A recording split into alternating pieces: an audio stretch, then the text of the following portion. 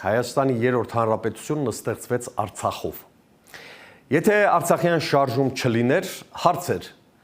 Հայաստանը մինչև օրս կմնար միութենական պետություն կամ նվազագույնը կունենար Բելարուսի նման կարգավիճակ, թե կլիներ անկախ երկիր։ Որտև Հայաստանի Հանրապետությունը հռչակվեց Արցախյան ազատագրական պայքարի բովում եւ այդ պատճառով Արցախը դարձավ Հայաստանի անկախության լոկոմոտիվը, իսկ երբ սույն էակը ժխտում կամ մերժում է Արցախը, հող է նախապատրաստում Հայաստանի մերժման համար։ Հիմա սրա ասածը կամ պահվածքը նորություն էր, ամենևին։ Սրանք ընդհանրապես ազգային սրբություն ունեն, ամենևին։ Բա ինչու ենք զարմանում։ Զարմանում ենք, որ անհավասարակշիռ, տոտալ անարգալից լկտի բառապաշարով է խոսում պետության, արժեքների եւ քաղաքացու մասին, թե առաջին անգամ էինք նրան տեսնում այս